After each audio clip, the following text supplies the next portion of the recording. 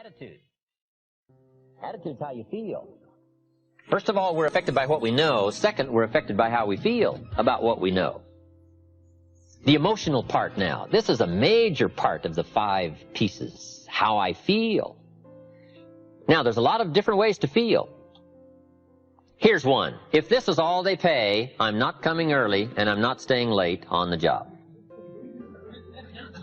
Right? We call that one way to feel. Isn't that a selection process? If this is all they pay, I'm not coming early and I'm not staying late. We call that your choice of attitude. Now, do you think that attitude, if you kept it for the next 5 years, would greatly affect your fortunes? The answer is, of course. You cannot escape the accumulated effect of the selection of your attitude. You can't escape it. So one of the major things to check is, how do I feel? And am I on track or off track with my attitude? Now, attitude's not that easy to fix. It's not that easy to get information. It's hard to look up attitude in the Yellow Pages. If you could put your car in the shop and go next door and get your attitude tuned, wouldn't that be nice, right? But where do you go? How do we engage in the kind of philosophical thinking that will refine our attitude to give us a chance for future fortune rather than what will be missing in the future? So this is big, attitude. Here's another attitude. No matter what they pay, I always come early and I always stay late to invest in my own future. We call that another attitude about the same job. Now, why would one person have one attitude, another person have another attitude? We call that mysteries of the mind. Right? I don't know. Everybody has to choose for themselves. Everybody has to decide by education. Now, if you didn't know what the consequences were going to be, it could be very easy to choose the wrong attitude and not discipline yourself to the right attitude. So a big portion of our life is affected by how we feel. Let me give you just a quick list about the feelings that affect our lives. Number 1, it's how you feel about the past. Boy, it's easy to carry the past as a burden instead of as a school. It's easy to let the past overwhelm you instead of let the past instruct you. How to feel about the past hurts and the past losses and the past difficulties and the times you failed and the times it didn't work, the accumulation of all of that. How you feel about that is going to greatly affect your future in your life. One of the major things that affects your life is how you feel about the future. Our life is affected by 2 major things. One is price and the other is promise. And it's not that easy to pay the price if you can't see the promise. I think kids are having problems these days trying to pay the price because they can't see the promise. But all of us wouldn't mind paying the price if we could have a clear view of tomorrow, next week, next month, next year. If we had the high assurance with great probability of how it's going to work out, do you think we would hesitate to pay? The answer is no. But everybody hesitates to pay if the future isn't clear. So to help the kids these days, we got to do 2 things. Help them to see the promise and help them pay the price. But we can pay if we can see. My karate instructor said, Mr. Rohn, you cannot believe the incredible feeling of walking down any city street unafraid. I said, let's get on with the classes, right? Hey, I will sweat. I will put myself through the paces, right? What would we do for an extraordinary promise? Answer, the most unbelievable things. Would you crack the books? Would you burn the midnight oil? Would you engage in the extra thoughts and the extra disciplines if the promise was adequate? And the answer is, of course. But who wants to read? Who wants to burn the midnight oil? Who wants to put themselves through the paces if the promise isn't clear? Important, price and promise. Here's number 3. It's how you feel about each other. It's so important. Attitude about society, country, state, and city, community, family, enterprise, office, company, corporation, division. It's so important to have a unique understanding about other human beings and what makes a good life, what constitutes a good life. How you feel about each other. I've got a good phrase for you. You can't succeed by yourself. So to have a unique, refined sense of appreciation for each other is prerequisite. It takes each other to build a society. It takes all of us to build a country, to build a nation. It takes all of us to build a community. Key phrase, you can't succeed by yourself. I gave a speech not long ago to the Rotary Club of Culver City, California, and I was unusually affected by the Pledge of Allegiance that day. Big, strong voices. It's a big, strong club. And it was going through my mind the next few days, the Pledge of Allegiance. And the more I thought about it, the more I thought, what an important key document, right? The Pledge of Allegiance.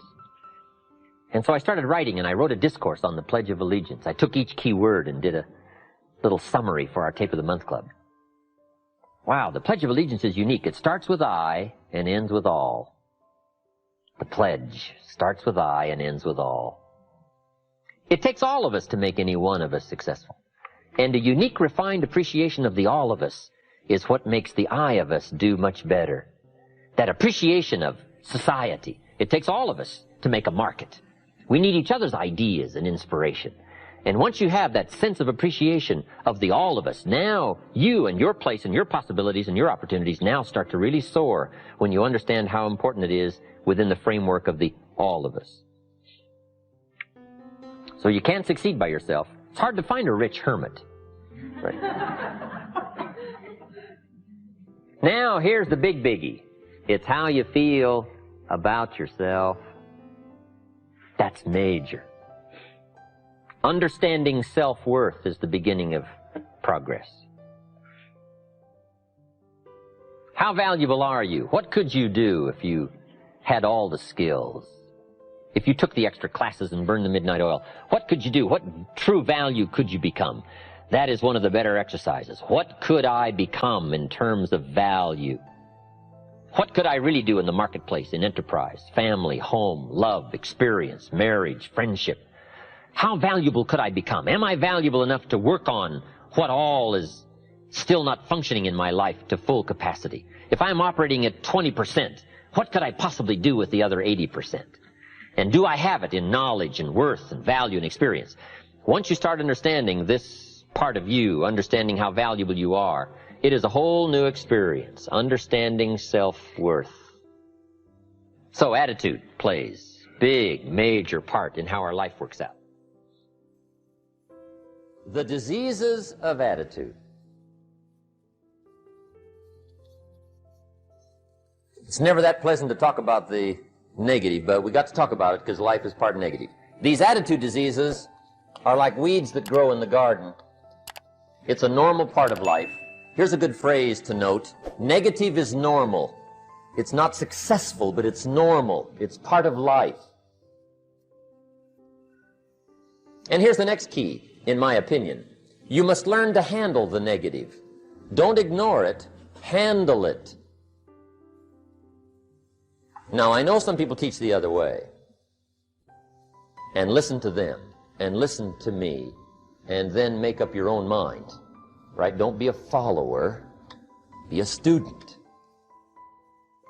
But I say you got to handle the negative.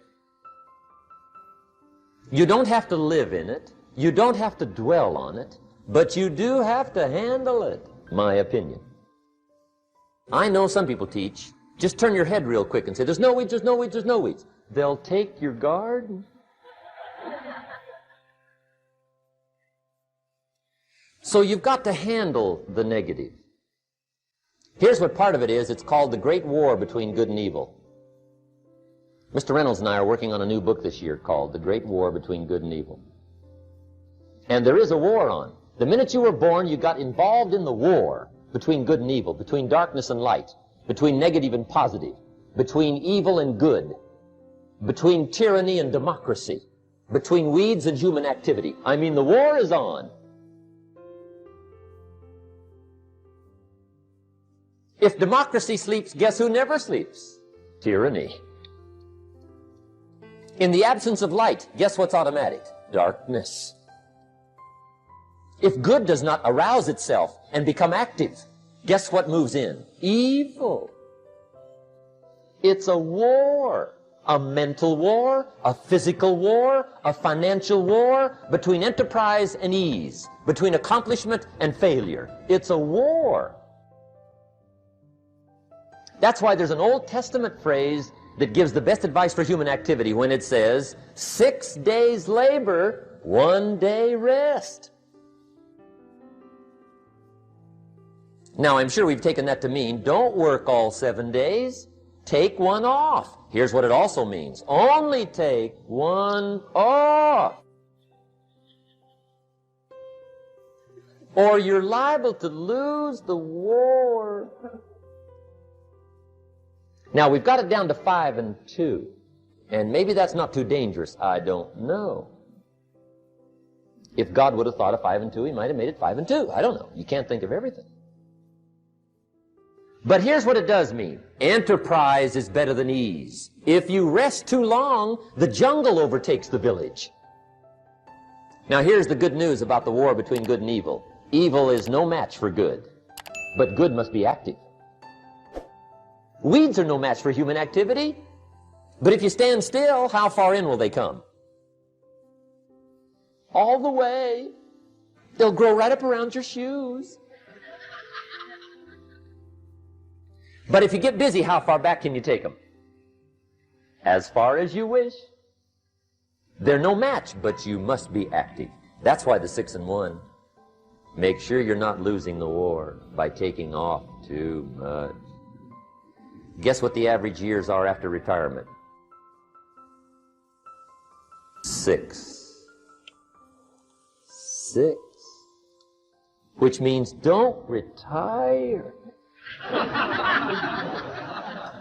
Your chances are too slim.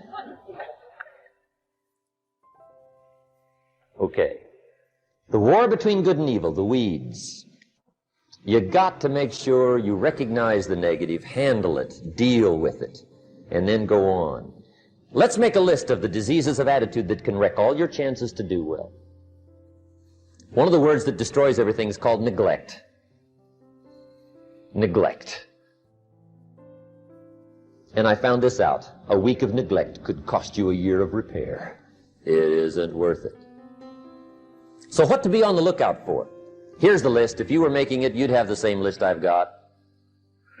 Right? We're not covering anything new tonight. This is a reminding session, not a teaching session. But it doesn't hurt to go over it again. Here's the list. Attitude diseases. Number 1 is indifference. The shrug of the shoulder. The guy's not even concerned. He's just drifting. This is called the mild approach to life. A disease known as mildness.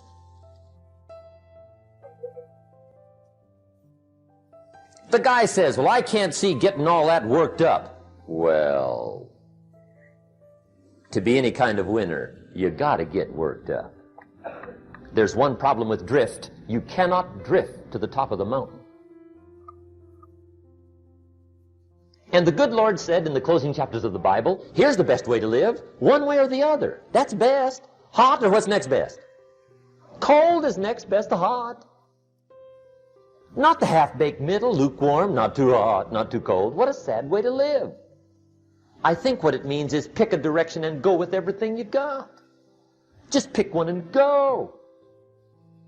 Somebody says, yeah, but what if it's the wrong direction? You'll find out quicker.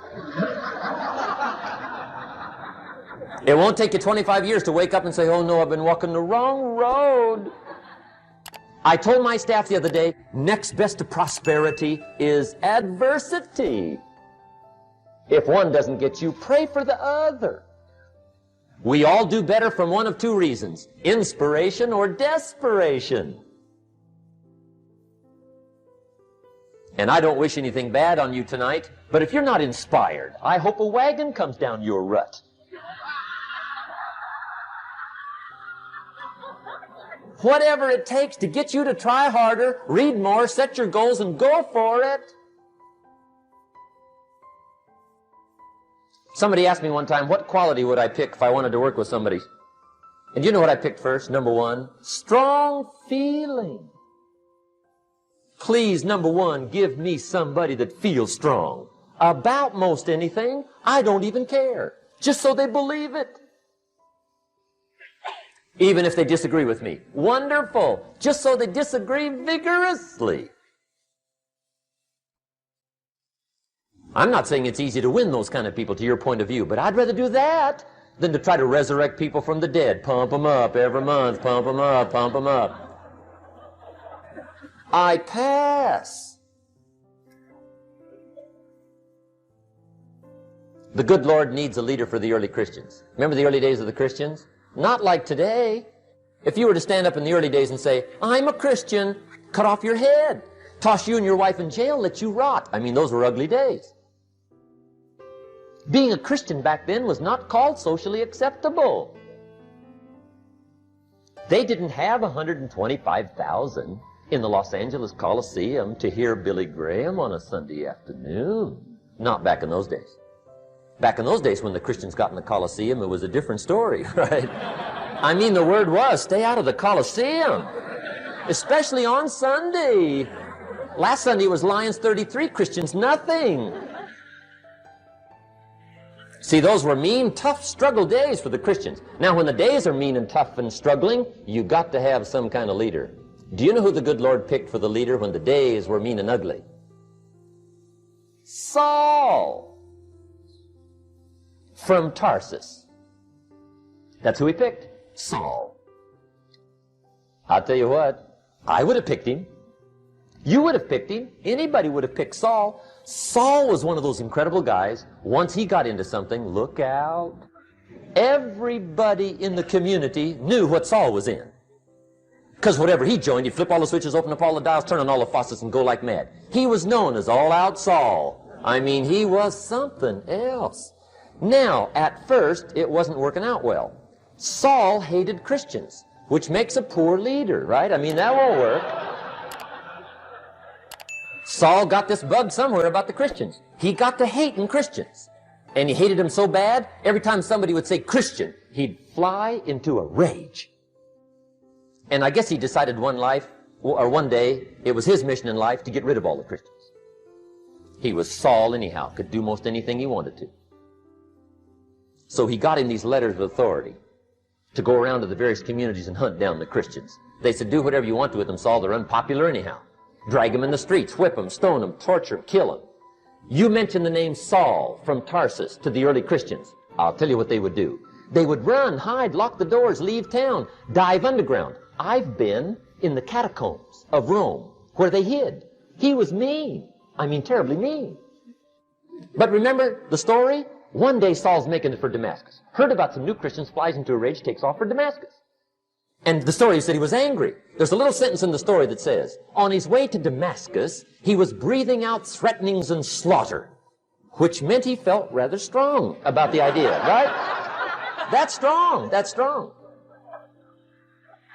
But on this journey, right, according to the story, as Saul was making his way to Damascus, the good Lord looks down out of heaven and says, there's my man, Saul. He's got to be something else.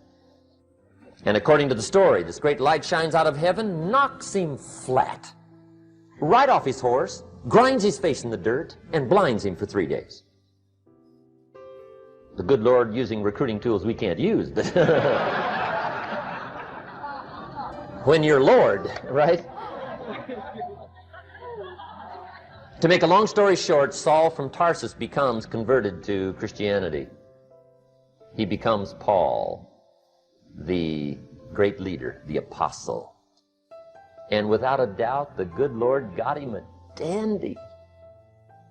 One he didn't have to pump up every month. In one of his later writings, he said, the things I once hated, I now love. The things I once loved, I now hate.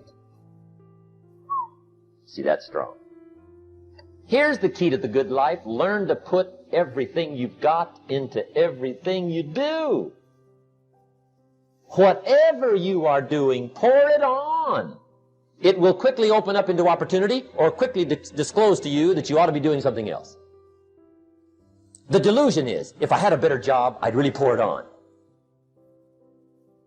See, that's delusion. Wherever you are, pour it on.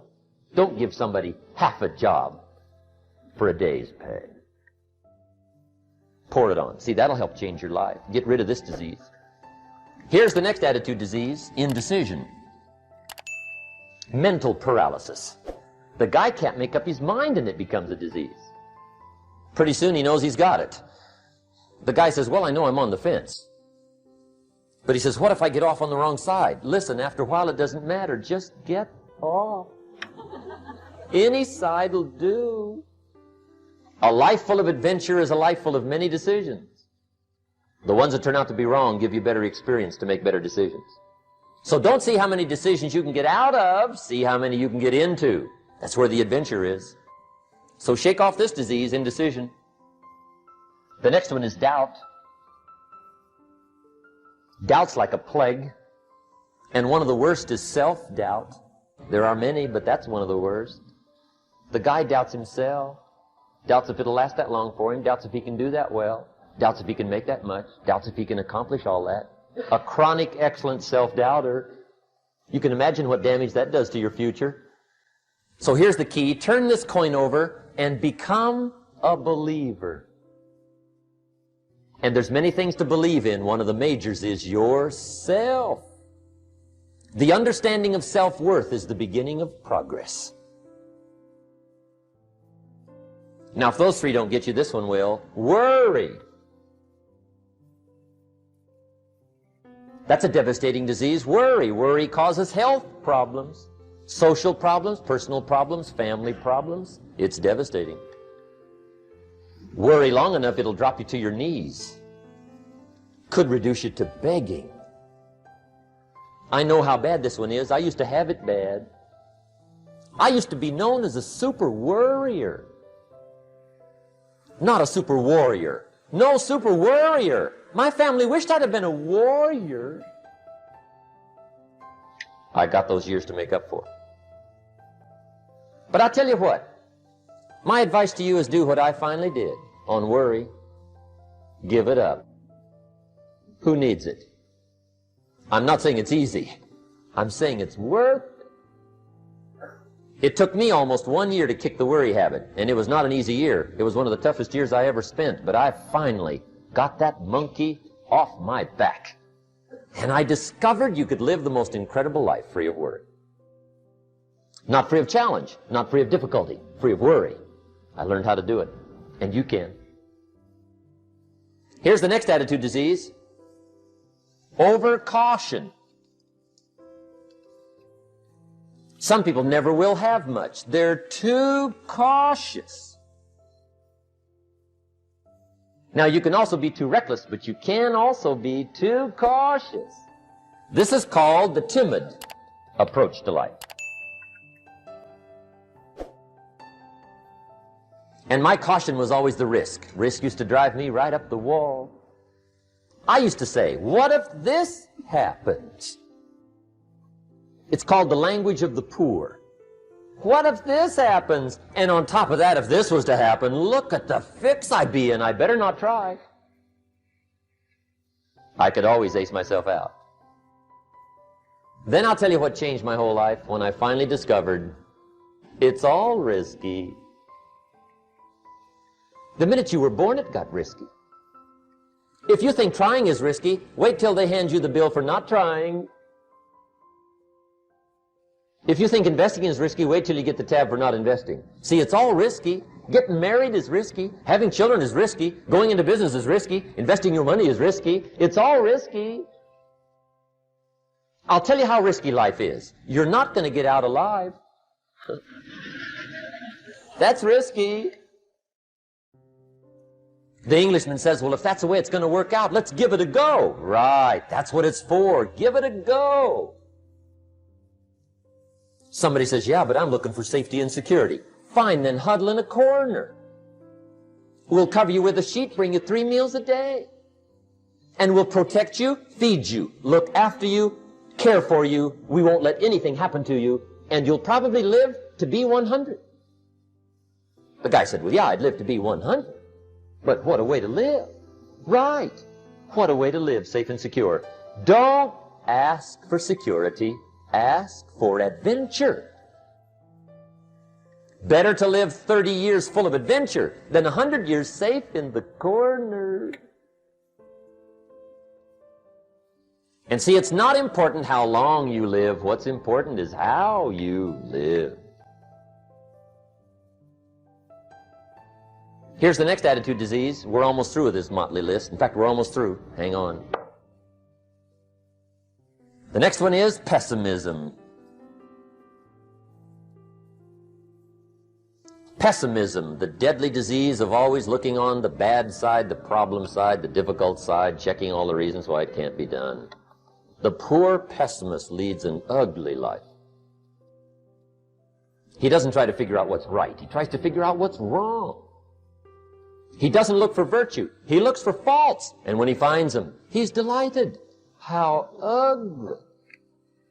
This is the poor guy who looks through the window, doesn't see the sunset. He sees the specks on the window.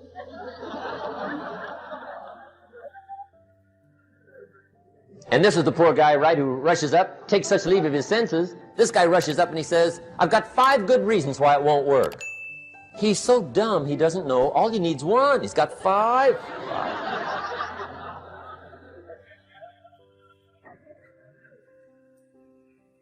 To the pessimist, the glass is always half empty. To the optimist, the glass is half full. Why would the same measure affect people 2 different ways? Answer, it all depends on how you look at it. Our lives are mostly affected by the way we think things are, not the way they are. The way we think they are affects us most. There's a subject we don't have time to get into tonight called better thinking habits.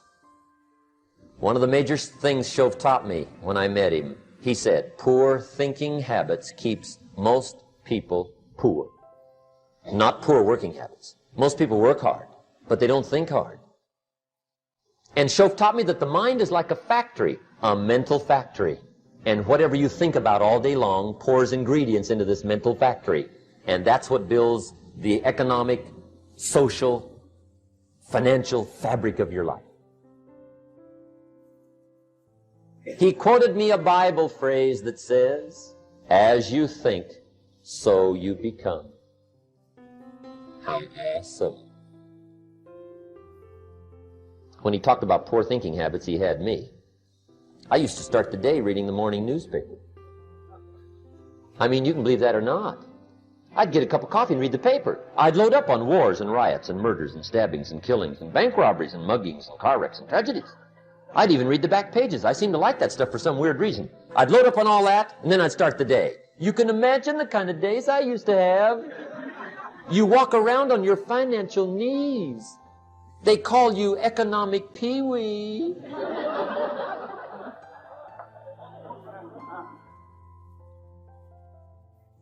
The guy says, I want to be a great leader. Wonderful. The first thing we do is follow him to his house. When we get there, we walk in and check his library, number 1. Somebody says, well, why check his library?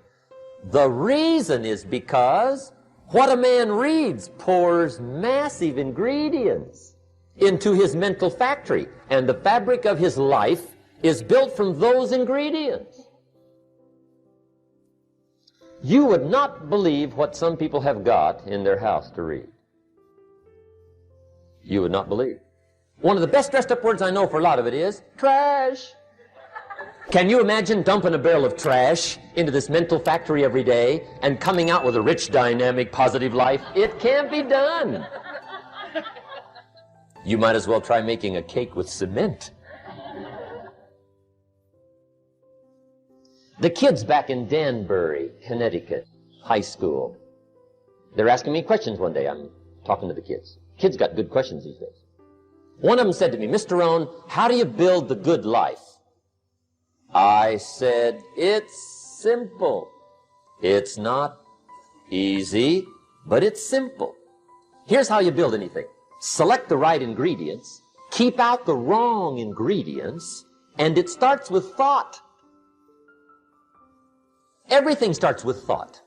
So you must be wise and careful what you think about, because that starts everything. You got to be wise and careful. I asked the kids, what would happen if somebody dropped sugar in my coffee? They said, well, you'd be okay. I said, what if somebody dropped strychnine in my coffee? They said, well, you'd be dead. I said, correct. Lesson 1. Life is both sugar and strychnine. You gotta be careful. I said, what if my worst enemy drops in the sugar? They said, will you be okay? I said, what if my best friend, even by accident, drops in the strychnine? They said, well, you'd be dead. I said, correct. Lesson 2, watch your coffee.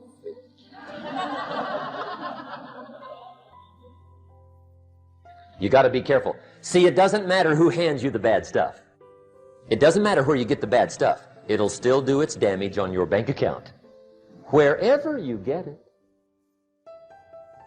Mr. Schoaf gave me one of the greatest phrases when I first met him when he said, Jim, every day stand guard at the door of your mind. How important. Stand guard at the door of your mind. And you decide what goes into your mental factory. Don't let anybody just dump anything they want to in your mental factory, because you've got to live with the results. Okay, here's the last disease, and we're through with this list. In fact, we're almost through. Hang on. The last subject is very brief. The last disease, but this one is deadly. Engage in this one, indulge in it even slightly, and you might as well forget the future, because it's going to forget you. Complaining, crying, whining, griping. A Bible word called murmuring. See, that'll ace your future. Spend 5 minutes complaining, and you have wasted 5. And you may have begun what's known as economic cancer of the bone. Surely they will soon haul you off into a financial desert and there let you choke on the dust of your own regret. I hope I said that well, so you won't forget. It's a deadly disease. If you don't think it's bad, ask the children of Israel of Old Testament fame. Typical of us all, their story just happened to get in the book. Story says, children of Israel were slaves. God performed a series of dazzling miracles and got them out. And now they're heading for the promised land. Remember the story? Heading for the promised land. Tragedy of the story, they never got there. Reason. From day one, they started to complain. They griped about the water. They griped about the weather.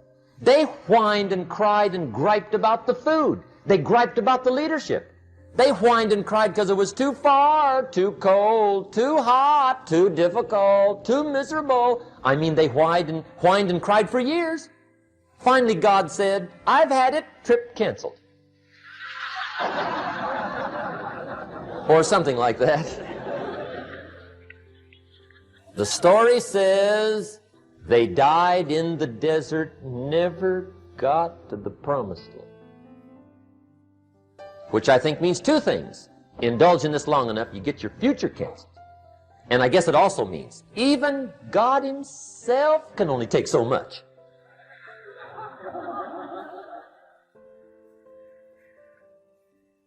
Okay. Just be on the lookout of the things that can destroy all the good you start. The war is on. And this evening, tomorrow, mentally, personally, socially, economically, you got to make sure you're winning the war. And this is part of it.